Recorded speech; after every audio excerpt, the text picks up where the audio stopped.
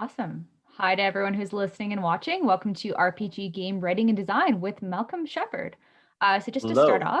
off, for the format of this, I have some questions to pose for Malcolm that'll allow him to speak to his expertise and experience as a game designer. And we'll also be taking questions from the audience throughout the stream too. So be sure to comment on the Facebook stream, and Vicky will be keeping her eyes out for that. We will also have two prize draws.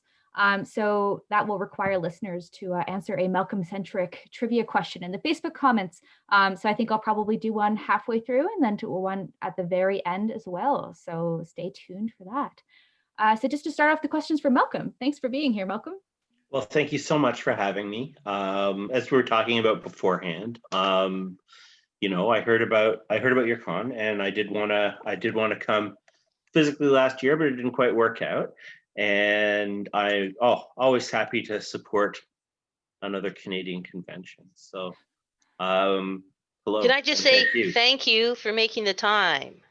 Thank Mhm. you so much for making the time. And Well, I don't it was want a bit of a trip. I know, right? From your couch to desk. But I just wanted to say also, we have a threefold game that runs here in Calgary with Chris Hartigan GMing. We've had a blast with it, and we just can't tell you how much we enjoy it because we can go from like a weird fantasy realm kind of planet to Las Vegas in the 80s and roller derby shootouts with the big bad boss. I'm really happy to hear that. I actually have my own threefold game happening after this panel. I don't run it; my friend does, and it's actually kind of fun to play instead of run something that you've done the sort of design and development for, and you kind of find out things that you normally wouldn't, right? If you GMing, and I think a lot of because I think a lot of people who do writing and design start off game mastering. They don't necessarily, and some often people who do game mastering are kind of stuck with doing that as their continual role. I think a lot of people don't necessarily get that experience. So it's kind of neat to do that kind of thing, and that's something. All right, I guess you didn't ask me this, but I'm going to just say Go for it. Yeah. I've often sort of taken an opportunity to make sure that I approach my games from the kind of a player side responsibility exclusively, just to have that experience. So I generally like to, see what something looks like by running it, by playing it, and also with third-party observation if I can manage it. Which is kind of where I sometimes use conventions for that. And I go, oh, can I just sit here and just see what you're doing?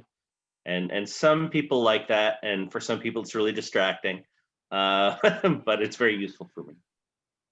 No, that's awesome. See the game from all different angles. See what other people have done with the things that Hmm. you've developed and worked on. Yeah, and other things too. One of the insights that I came to, I sat in on a bunch of D20 games in the early 2000s, and one of the things I noticed is that if you remember, and it'd be similar in Pathfinder, if you remember rogues in third edition, basically a rogue gets way more powerful if they're using miniatures, right? And the reason for this is that because so much of what a rogue can do is positional, right? If you have miniatures, the positional advantages are kind of objective, right? Like once you move your little guy to the flanking position, right? Generally, the DM is like, well, there you are, and you can use sneak attack, right? But when it's subjective and the group is kind of negotiating the relative position, those kind of abilities are actually much less powerful because GMs tend to kind of err on the side of caution when letting those things happen. That's really cool. I've never considered something like that. So that's, yeah. Huh. Nice. Just for the audience, just so that the audience has some information about you, just in case they haven't done their research ahead of time like I have. Would you mind just starting off by speaking about what RPG work and authoring you have done in your career? So this could include like any freelancing you've done, as well as your work at Green Ronin or any other companies or businesses. Well, I started in '99. I was actually offered work in '97, '98 on Mage the Ascension Revised, and Jesse Haynick, who's sort of my mentor. He initially contacted me about it, and then he got back to me like a couple of years later, because I kind of said, "So are we still doing that?" And then so I started working on books for Mage the Ascension Revised, and I did a little bit of work for the first edition of Exalted. And then, of course, in 2003, 2004, the Old World of Darkness blew up before it came back. So I was sort of involved in carrying the original Mage line to its conclusion. And then we worked on Mage the Awakening for 2 years. We actually produced like 3 different relatively complete versions of that game. Oh, and if I could tell you that story, it would be fascinating, but I can't. And so that came out in 2005, and I did a lot of work on what's now called Chronicles of Darkness, New Worlds of Darkness, and specifically Mage the Awakening, but also Changeling, Geist, and so on. And then, that was through White Wolf's merger with CCP, and its eventual licensing to Onyx Path. So I started working for Onyx Path, and I did more Mage for Onyx Path. And then I started some work on Dark Ages Vampire and Vampire the Masquerade 20th Anniversary. I worked on a couple of different supplements, an adventure for the book Darkening Sky, Tome of Secrets, the V20 Dark Ages Companion. I worked on Beckett's Jihad Diary. I worked on the V20 Black Handbook. And then, of course, Paradox acquired White Wolf's intellectual properties. So I did a little work on the V5 Chicago book. And I still do some work from time to time on Mage the Awakening. I'm working on a Mage the Awakening book now. And I did some core system design for StoryPath. I kind of did the original base rules design document that was subsequently iterated on. And I did a bit of work on Scion, second edition, the first 2 books. And yeah, so that's a bunch of work sort of on that side. I also did some other things on the side. I'm not going to go over everything. I have somewhere in the range of 85 credits at this point. Wow, that's awesome.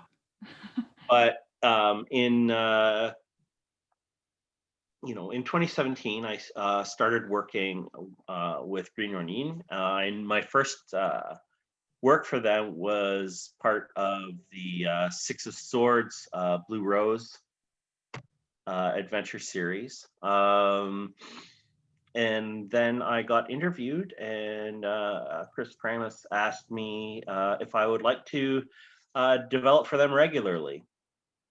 And so I said yes, and then that led to me being the developer of Modern Age, which you can't see, but I guess I can use it to make my face invisible because of the virtual background. So I worked on Modern Age. Some of Modern Age got repurposed and frankly improved upon in some respects for the Expanse, because Steve Kenson is probably one of the greatest game designers of this century. He was the original designer of Mutants and Masterminds, and he's so good. It's such a privilege to work with him. So in addition to working on Modern Age, I worked on the comedy game Orc, the role-playing game, picking up some development because that had been kind of halfway done. And Oh yes, there was Sword Chronicle, and I was sort of an editor for that, because Sword Chronicle was based on the Song of Ice and Fire system, right? The Chronicle system for Song of Ice and Fire, but we released a version of it that was setting agnostic because, of course, the license for Song of Ice and Fire is concluded, right? But a lot of people loved the system, so we wanted to provide that, and also we were, you know. COVID has been so it's been a hell of a thing for the business of games, right? So we wanted to be able to produce something like that and have it out for people fast, Right. and economically. So there's been that, and yeah, I mean, there's a lot of books in the modern age line, and that's been my my primary concern, including what I have the background for, which is Threefold, which is sort of the main house modern age setting, right? We also have Lazarus, right, and that's the license setting for the comic series. So modern age has become a fairly mature line at this point, and I'm pretty pleased with it. We've got what we currently have called the Mastery Guide, which is sort of the GM's guide and a player's guide for the game coming out, and it also feature some tweaks to the core rules because over time we've you know, there are just some things that you find out through extended play beyond play testing that you can't find out any other way, right? Sure. So we've kind of taken the products of that and tweaked a couple of things. So that's me. Awesome. Yeah, thanks for that overview. We did have 2 questions from the audience popping in already, so maybe I will just interject with those before continuing Okay. on with some other questions. But we had a question from Matt Robertson, who said, I am curious as to how to decide if something shouldn't be included in something you wrote. Like after you have a first draft of something and go back and read it or do a playthrough, what factors determine whether you think something should be changed or removed altogether? So I think that kind of speaks to what you're just talking about as well, and how you don't always notice things right away during the initial bits. And it's more over the long term where things kind of come to light that revisions need to be made. So how does that process look for you? Well, in terms of the craft of writing for games, like first of all, you have to know what oh my God, all these alerts. I'm so sorry this is popping up while we're talking. First of all, what's the purpose of it, right? Because there is a difference between writing and doing stuff for yourself and doing it for mass consumption. And it's often a significant difference. When I run my own games, right, like a page of point form is fine for me, right? You know, some people need to be more specific and some people need to be less. Some people have different anchors upon which they lay the rest of what they're going to run, right? And you know, if you want to do it to sort of like stereotypical RPG types, right? You have people who are very site-based, right? Where the important thing is to have a map of a physical location where everybody's going. And then they feel pretty comfortable about kind of stalking it and explaining it on the fly, right? As long as they have the location fairly detailed. And then for some people, and this would be the stereotypical vampire game, right? It's all about the NPCs, right? You have this network of characters, and the whole point is to sort of negotiate the relationships between those. So any detail you have to do for that is the detail you need. Now, if you're doing something working for a mass audience, I have found one of the biggest things is you hide your process, right? Now, so what this means is if you write something, often the writing isn't just the information you're trying to get across. The writing is including the thinking you're doing, or how your thinking is warming up. So one thing that I often get is people will have a very slow start for their sections. And this is because they're sitting down at the computer and thinking about what they want to write, and they're writing extra to make time for themselves to think about what to write next. So, and if you read any books that tend to be on the long-winded side, you'll notice this with some section beginnings. And one of the first things I do, I go hide your process, right? Because the person reading is trying to get a sense, trying to get raw information. They're trying to get a sense of mood. And they're trying to get inspired by images and scenarios.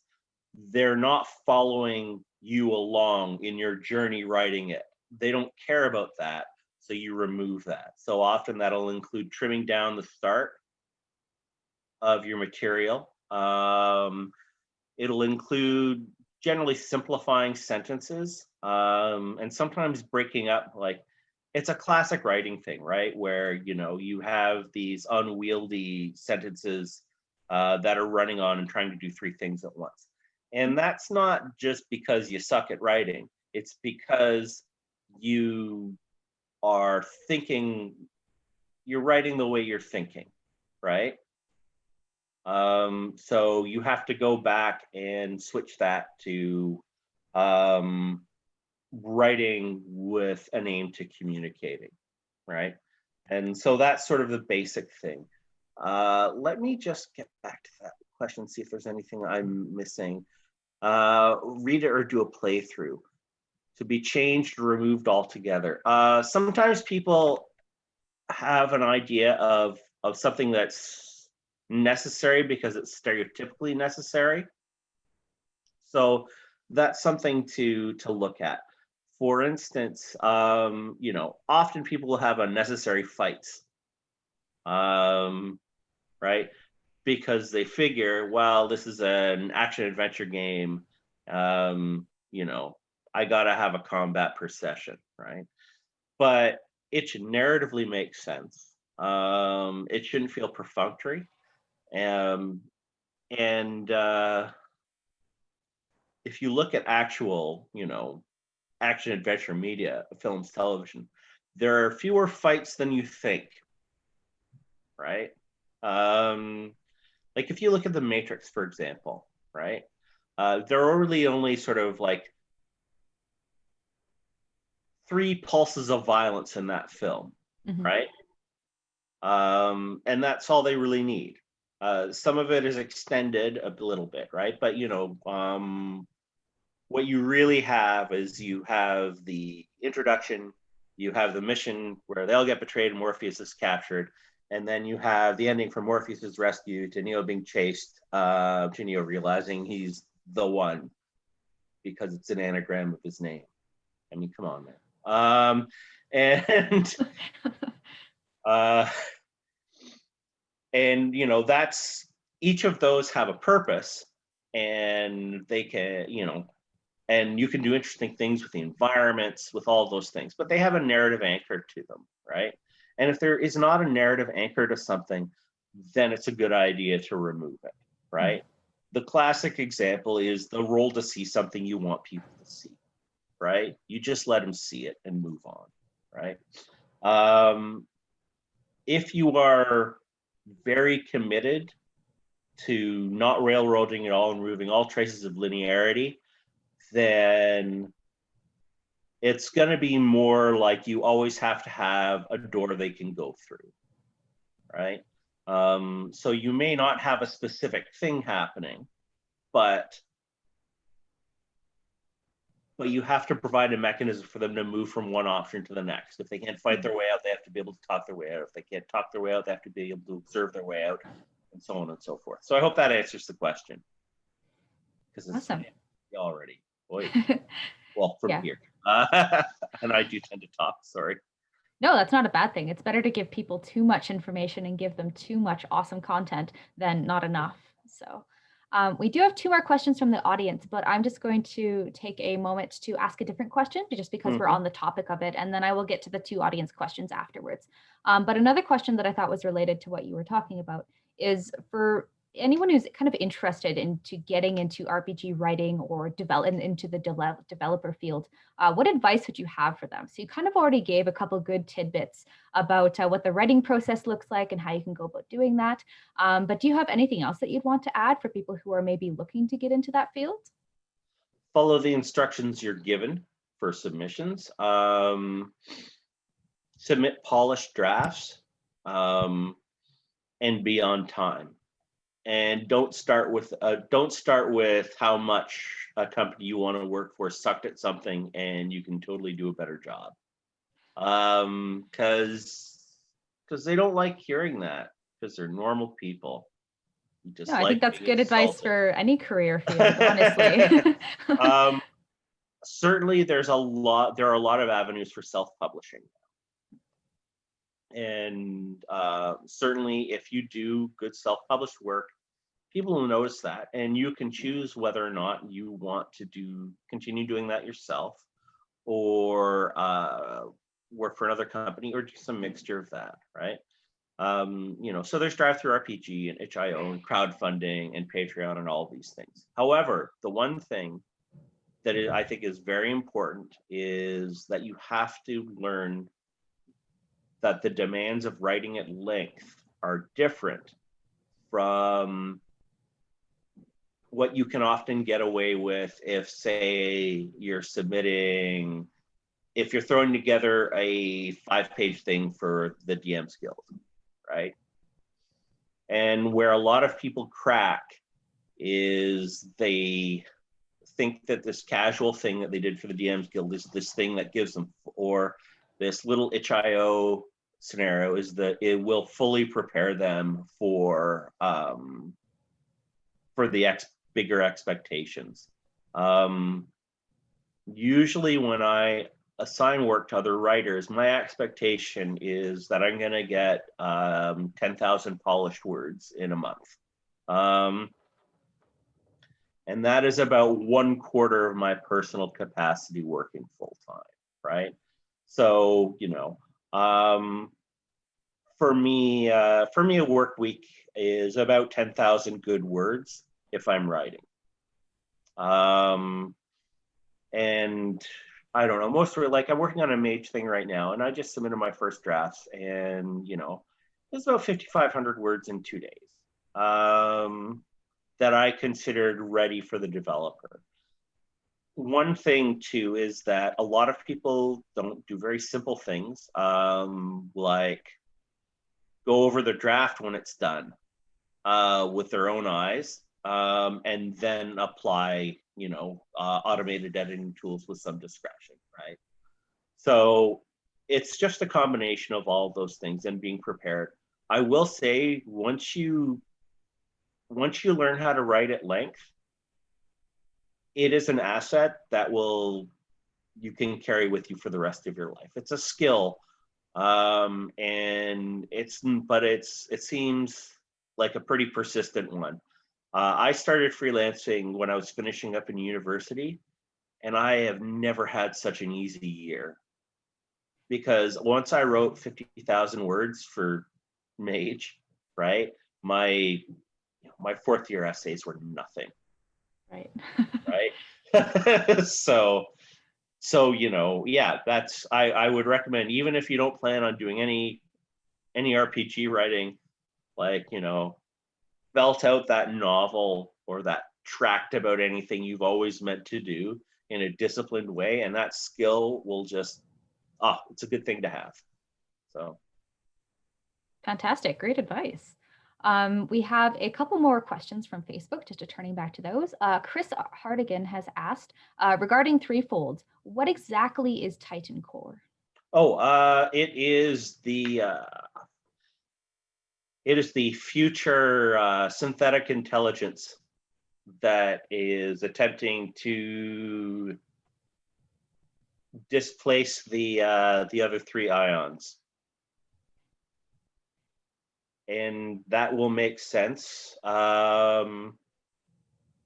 if you're into Threefold, because there's, there are gods and transcendental artificial intelligences, and demon princes and all kinds of things because the idea was to make a setting where you could throw all the books at it that you wanted.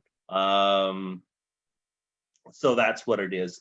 We use the Cryptea in our game quite a bit, actually. We're following some Cryptea Soul Thieves right now.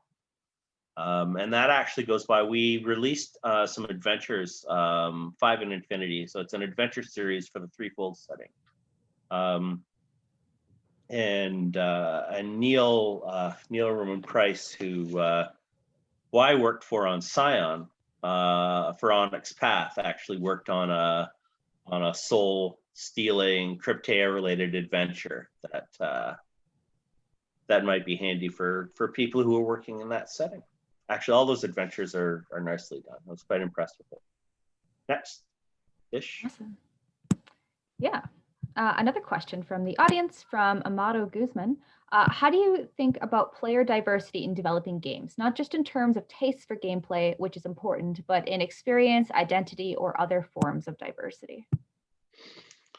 Well, if I don't know a thing, based on my own subject position, I'll go and talk to somebody.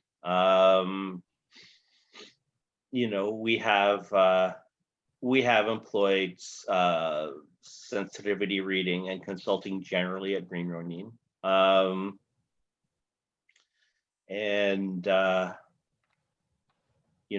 There's a project, for example, right now where, actually, no, that's not the way to express it. Like, part of it too is that, you make sure that the writers come from a wide set of backgrounds as well, and they bring their own concerns into it, right? Mm-hmm. And certainly that's an important issue now, and it's one that I hope other designers and developers work with. The challenge there is that when you're working with people who are, have been denied creative input into mass culture, right? They sometimes don't have the benefit of mentorship and experience, right? Mm-hmm. Because they're not talking to the white nerds who run the companies, right? So you have to make a conscious effort to correct that, and that becomes especially important when your game necessarily touches on diverse topics, which all games should. But of course, there are some differences. Like, for example, right now, I'm working on something that gets into a lot of Lovecraftian, post-Lovecraftian Cthulhu mythos stuff. And of course, like, what do we all know about H.P. Lovecraft? That he was exceptionally racist, even for his time. So naturally, I'm not going to get a bunch of white dudes to expound upon that, because we already, I'm not saying that those writers will be racist, but certainly they may have less of a sense of what needs to be addressed, right? And so my role is to sort of bring the technical experience that I have, and see what is in their voices that can, that I can help them amplify and sort of bring out. And this is generally a thing with where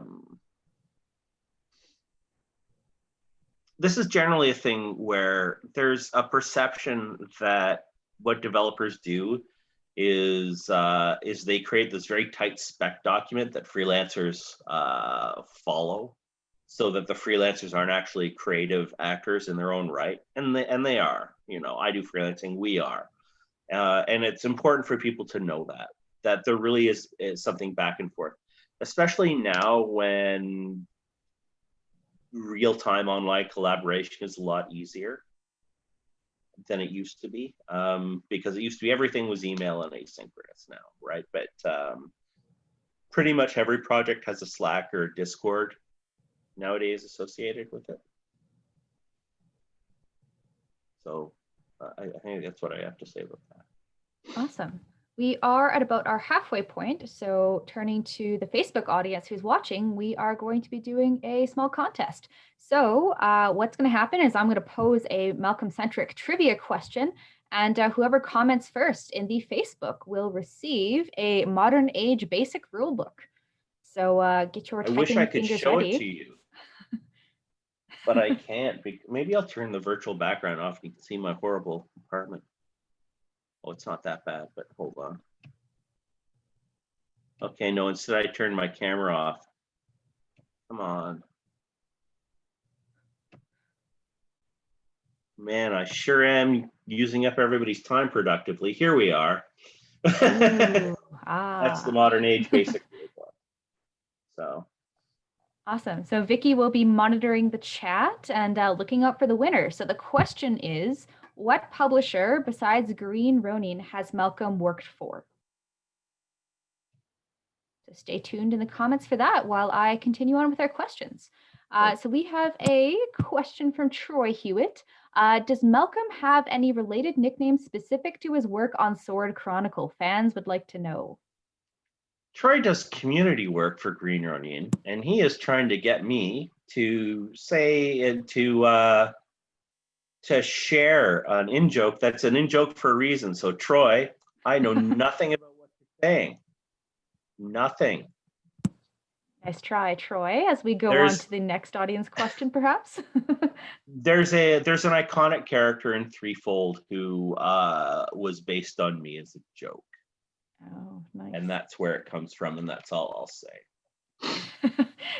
It wasn't my choice. It was H.D. Ingham who worked on it, and they are an amazing writer. Stoker Award nominated for this great analysis of folk horror. So, sorry, plugging because they're such a great person. Anyway. And I'm just seeing in chat from Vicky, congratulations to Matt Robertson, who said White Wolf. Awesome. Another audience questions. Great audience engagement we're having, getting a lot of good questions in here. A question from Darren Tenner. What inspires you and what makes you cringe? What inspires me and what makes me cringe? There are times where you read something somebody's done and it's so good that I think for me it's if I pick up a book and I can't put it down. I think an example of that is Greg Stolze's progenitor setting, right? So the idea with a progenitor setting, it's a super setting, is that there's one origin point for supers, and it's kind of like, and supers kind of work like Generation and Vampire, where, you know, the biggest super creates slightly less powerful supers who create more slightly less powerful supers. And they gain powers through, through those stressful events that are related to specifically to other supers. So when supers fight each other, they create other supers. So in the setting, you have this alternate history that sort of steamrolls, from this fairly innocuous woman gaining these powers, and it just sort of downloading into an increasing number of the population. And it throws history off the rails, and it's just so engaging. I couldn't put it down when I read it. So there are things like that. There are parts of systems that are just brilliant, that you wish you'd come up with. I'm not a big fan of Fate, but I think aspects in Fate are amazing. Right? Because having a character trait that is multifunctional in that way, and uses some earlier trends like templating, which was sort of the big thing that was brought into games through D20, right? When people talk about Blessed Holy Acid Fire Swords and things like that, right? So those are examples of templating, right? There's a characteristic that you can stack. right? And you give it a set technical term, and that makes it portable, right? So aspects do that in a kind of more narrative way, but their portability means they can be interpreted in different ways, and that's super smart. Things that make me cringe, generally, well, I mean, all of the bad stuff, that all of the bad cultural stuff, which I don't want to go into in detail, but certainly there are some communities that are worse for that than others, right? Like there are a lot of OSR games and OSR ideas and OSR concepts I love to death, but there are some, there are some far right dicks in that community who I have no interest in dealing with, and they make everybody else and everything else, and they make the entire project look bad. So there's things like that. In terms of more of a design-oriented kind of thing, I guess things that serve no purpose, right? Because generally they have to serve a procedural purpose, or they have to evoke an emotion or a mood or something like that. And there are some things that just don't do that. And I'll use the OSR as an example again. Armor class that goes down. Come on, folks. It's worse. It's worse in every way. So, there's no reason to have things like that go anymore, right? I'm not the kind of person who believes that games improve like a technology linearly, but there are some exceptions, and that's one of them, right?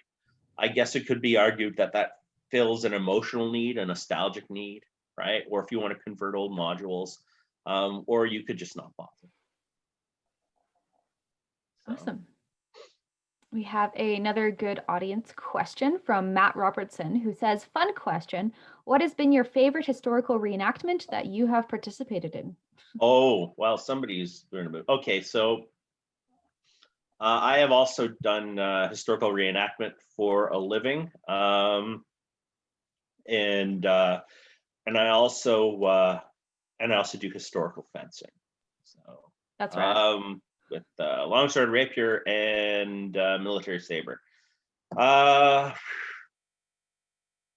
There is an event in Toronto called the Deed of the Red Knight that is done by an organization called Hopologia, and it's for charity. And if you are interested in seeing real people fight in real armor using the real techniques that they used historically, or as close as can be reconstructed, show up and watch. I have done it. I've done it 2 years in a row. This year I didn't do it because there's a plague. Yeah. But it's just fantastic. And it's the organization, the sort of mentor of that organization is historical fantasy author Christian Cameron, who is also an excellent fencer. And they're just such good people, and it's a good community to work with.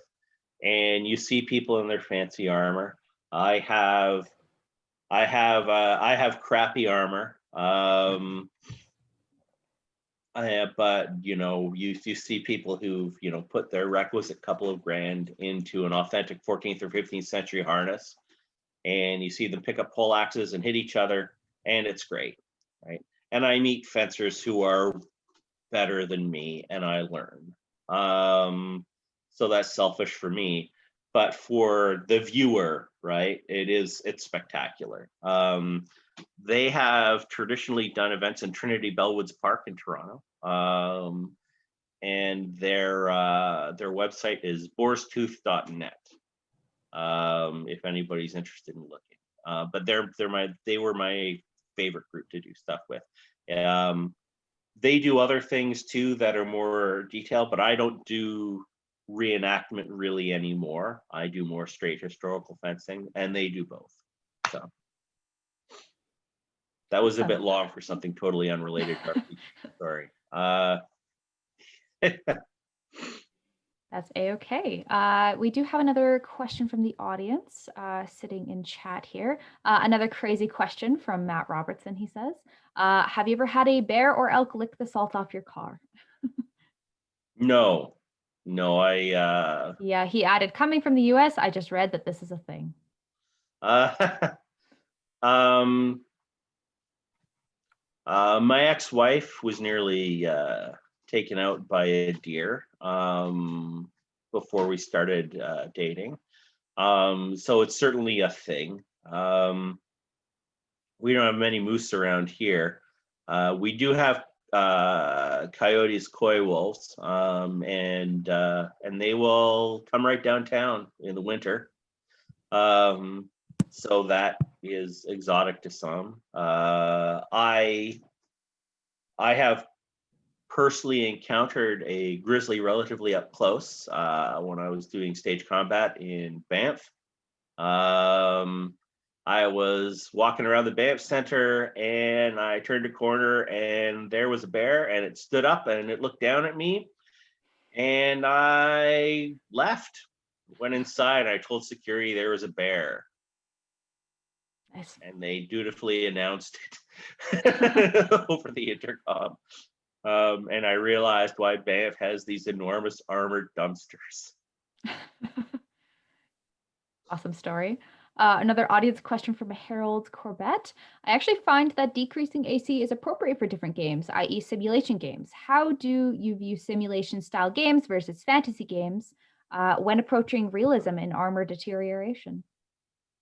Oh, with armor? Okay, Yes. so this is, okay, when it comes to realism, like this is something I do have some knowledge of, at least with historical armor.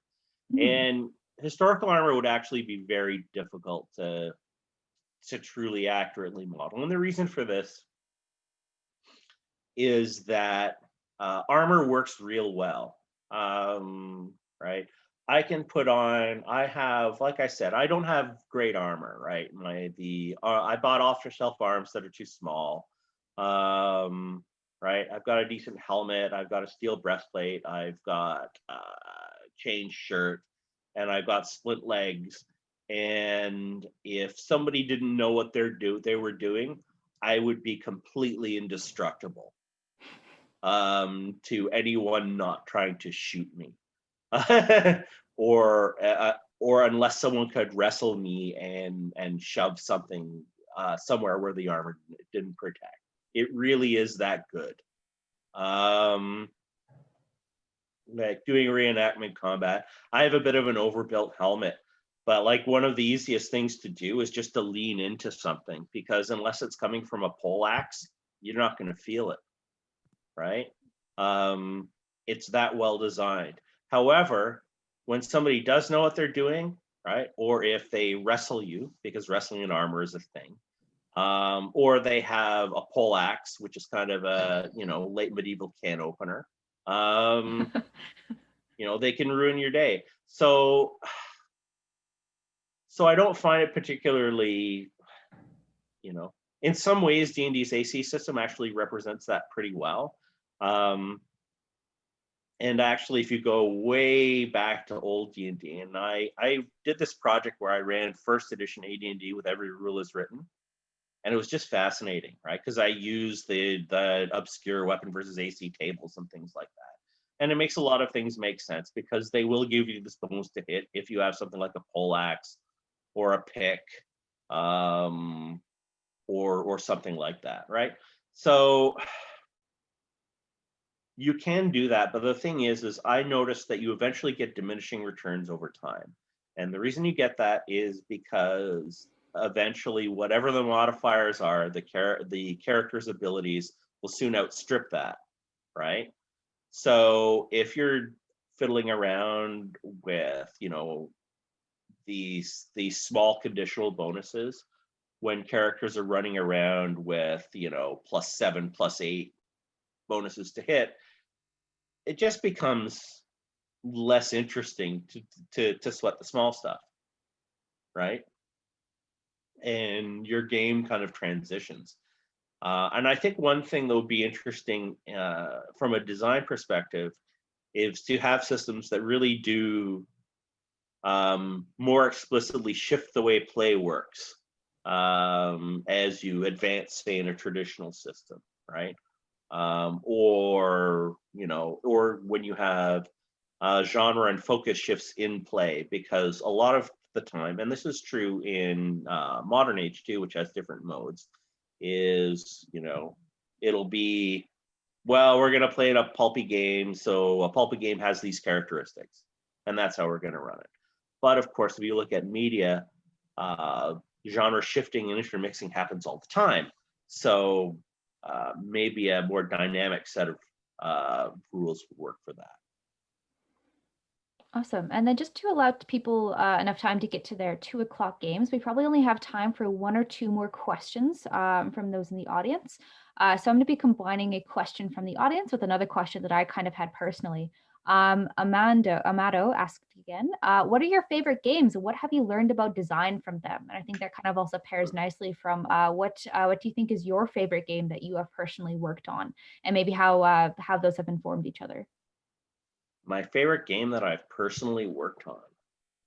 Oh my goodness. As well as your favorite games in general, and maybe like where you've drawn your maybe inspiration from. I think maybe one of each. Mhm. The game I'll always love, even though it has many flaws, is Mage the Ascension. It's the first game I worked on. I did a lot of work on that line, and it is conceptually so powerful, and also so inherently problematic. And that's not a bad thing. It's a good thing. It's a good thing because you have to wrestle with it a little bit. And if you have to wrestle with something in a structured way so you approach it thoughtfully, that's good. A lot of people want to make gameplay a seamless experience, right? And I don't necessarily believe that's always the way to go. I think you have to have a form of engagement you find worthwhile, but it doesn't necessarily have to be, the system falls out of the way, or the system naturally produces this kind of story or experience I want to have, right? Because in one case, well, why not? If you don't want to engage the system, why not just do without? And in the second, isn't it inviting cliches to have a machine that provides you with the same kind of experience? And you can applaud yourself for being, for having changed the names, right? For having, for having reskinned a particular experience, right? And this is what I find with a lot of highly focused games, is that they're basically like that. So I love Mage for being able to, make you work at it a little. Certainly in terms of how it's implemented, it could be better. It could always be better. And certainly it is the White Wolf game that if I were in charge of it, I would probably eliminate all of its prior continuity and kind of go with a best of. I wouldn't go the Awakening route because that's a different game. I also love it, but there's so much cruft for something with such a strong central premise. So I guess that counts as, that's a game I love and a game I've worked on. Certainly the game I love the most right now is Modern Age because I developed it. That's fair. That's fair. And Threefold gets out a lot of ideas that have been kicking in my head in various forms, right? That I've implemented in various ways. I have a lot of singularity critical ideas, right? When it comes to futurism, and Threefold has some of that. And I've always wanted to produce a setting that already feels like it's like 10 years old.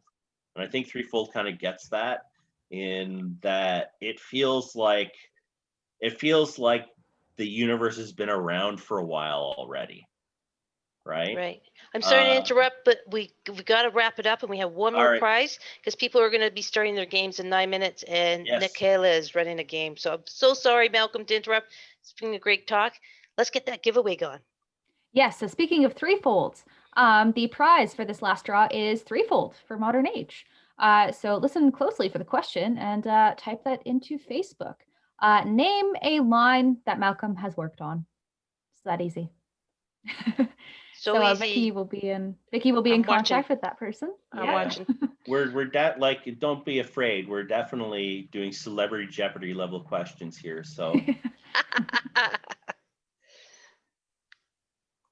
Okay, come on. You can do it. Name a line. But for Modern Age, we've got an answer for Mage the Awakening, but we're waiting for a Modern Age. Is that right? Read the question Mage again. the Awakening is a line I've worked on. That counts. It counts? Yeah. Okay. Yeah.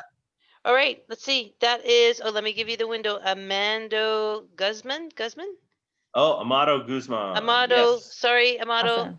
If Amado could message me in Facebook with your email and your badge number for the RPG-Con, and I will make sure that we set up distribution of the prize.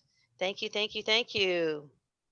Awesome. And thank you so much for doing this panel, Malcolm. I think that's everything. Okay, well, thank you so much for having me. It's been great. And you've been very gracious by letting me blather on when people have their games to go to. We've got the largest audience of any panel so far, and I think you should we've got a lot of thank yous happening in the Facebook group. People are really sharing their love, and they love your work, and you're very appreciated by fandom. Oh, well, thank you very much. I'm going to end with one thing. I was actually kind of bummed out last night. So one of the things I did is I looked to see how this particular Mage the Awakening signature character that I presented way back in 2005 had been implemented, and it was very heartening to see that people had taken that character and worked with them in a bunch of different ways and had all these experiences with them and done these wonderful things. And it really is the best to see people pick up the work that you've done and use it in their own games and enjoy it. So thank you for that, all of you who've done that. And all of you who've done that for any of the stuff that we as sort of a community of writers and designers throw ourselves into. It does matter. Thank you. All right. Well, that ends the panel. Thank you again, Malcolm. Nikayla, have a great session. Everybody who's watched us, please enjoy the final day 3 of the RPG Alliance convention. Have a great set of games. Don't forget, we're going to have our wrap-up party at 6 p.m. Mountain Standard Time. We're going to have some more prizes to give away. So have a great rest of the con. And anyone that has any questions, feel free to message me in Facebook under Vicster, and we'll get those prizes out to the winners if you could message me your information. Thanks again, and have a great day. And we're going to end the live stream now. And we're going to end recording. Thank you so much. Thank you, Nikayla. Yeah, no worries. Thank you, Nikayla. Thank you so much. That was fantastic. Yeah.